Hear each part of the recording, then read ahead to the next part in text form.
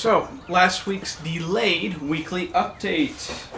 So, let's see, where should we start? I guess first off, I hauled this rail speeder home from the Riverside and Great Northern Railway in Wisconsin, Mills, Wisconsin.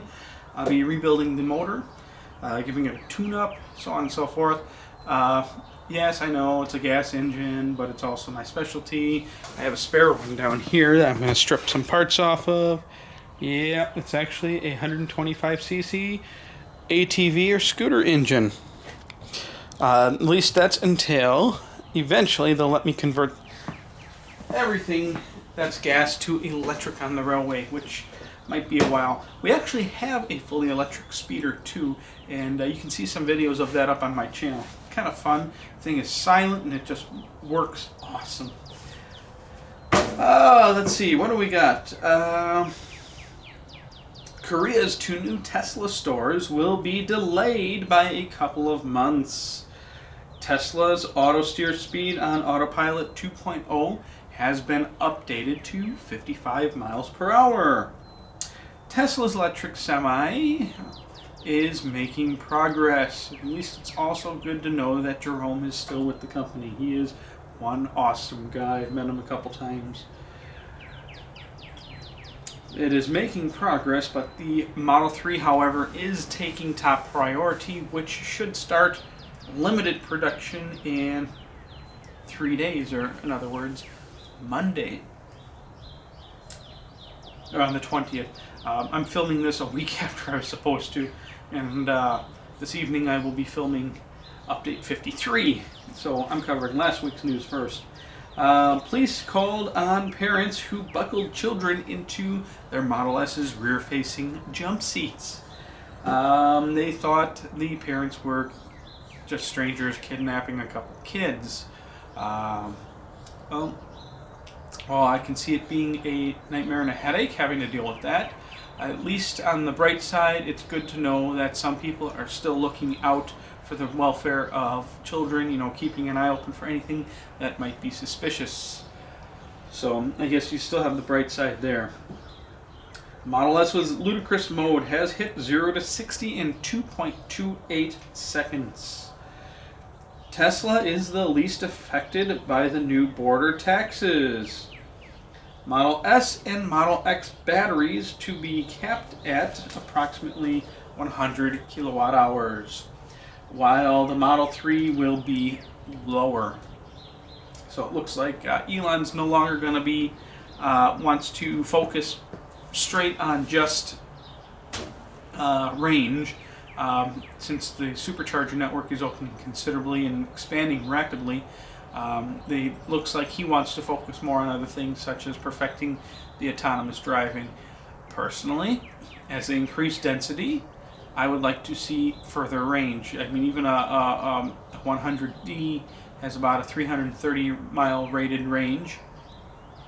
I mean, even if, especially with a Model X, which has lower range than the Model S, and I'm coming from a Model S standpoint, if you're towing a teardrop or a boat or something, a camper, even the 90D range was just barely enough to make it between superchargers at a reasonable speed. I mean, I had 100% charge at every supercharger. Now, given how much range I've lost since last summer, I'm going to have to probably drop my speeds on the next teardrop trailer road trip probably by about 10 to 15 miles per hour to be able to make the same distances between superchargers. Because you got to remember, there's still battery degradation and other factors that affect the range. So my opinion is they should keep making the batteries bigger if they can. Let's see, what do we got? Pilot production of Model 3 to begin on February 20th. I said that already. Construction costs of the Gigafactory have surpassed $1 billion. Retooling continues at Fremont factory to get ready for the Model 3 and to its eventual full-blown production. Real-time supercharging capacity has been added to the S and X map screen. So if you hit the little lightning bolt, it'll pop up, show you what the real time, and I wink wink air quotes, because it actually can be delayed from anywhere from 30 seconds to 10 minutes, at least in my observations. I have a video up on that already that went live yesterday. Yeah, yesterday. So feel free to check that out. I show it. It was a spur of the moment video filmed with my iPhone, so I did the best I could. But got it up there, and yeah, there's a nice delay. It's a good guide, but don't rely on it solely. Self-driving feature confirmed for use in future service visits. So think of it this way. My car's here. Service center is in Highland Park, Illinois, 60.1 miles away from my doorstep. So what does that mean for me? Absolutely nothing, because I don't have Autopilot 2.0. But in the future, if I were to have a self-driving Model S or self-driving Tesla, and say I needed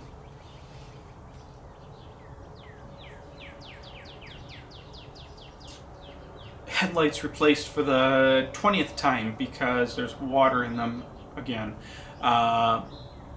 they could basically just summon my car straight out of my driveway all the way to Highland Park, fix it, and have it drive all the way back, right back into my driveway, which would be pretty sweet. Or at the same time, they could have a loaner drive itself here, and once the loaner arrives, have my car take off, and then vice versa.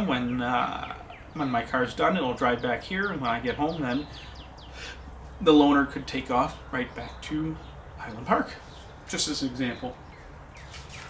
Energy storage division of Tesla is off the charts. They cannot keep up with demand, so stand in line for your Tesla Powerwall. But I will say, when I was at the Gigafactory for the grand opening, not only did they have a warehouse full of Powerwalls I hadn't shipped yet, they had a lot of them. See my Gigafactory tour video. I recommend the 4K version, not the live version. Both videos are the same, but the live version was streamed live straight from my phone to YouTube, so everybody could experience the Gigafactory same time as me. Whereas basically what was happening is I had my phone on top of my camera mounted in the hot shoe streaming live, and then I had my camera straight below it recording in the 4K and stabilized. Very, very stabilized. God, iPhones suck for video recording without some sort of tripod. So check that out. You can see loads and loads of Powerwalls and their grid connection units too, and see the Powerwalls being built. So that's kind of neat. And that's it for last week's weekly update. I'm going to put together for this week. Do that. Oh, and road trip is starting today, Friday. We'll be back in a couple days. We're going to Pigeon Forge, Tennessee, right by the Smoky Mountains there. So we'll be there all weekend. And if anybody wants to meet up over there, that'd be awesome. We'll be staying at the Howard Johnson right next to the...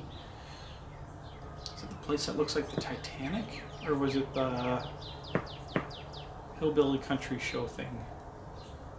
Don't remember. Whatever it is, it's the Howard Johnson in Pigeon Forge, Tennessee. So if you're interested, send me a message. Or if you'd like to meet at a Supercharger on the way, we'll be leaving late tonight. I know we'll be in Knoxville on Saturday, probably around noonish. I like Knoxville. Supercharging location. We got a little shopping to do there. Probably going to have a breakfast / lunch at the Cracker Barrel. But we're going to supercharge first because the fee they charge, Cracker Barrel's got a CHAdeMO station, which they've kind of put an insane price on the cost to CHAdeMO charge there. So forget that. I mean, forget that. We'll just supercharge and call it a day. So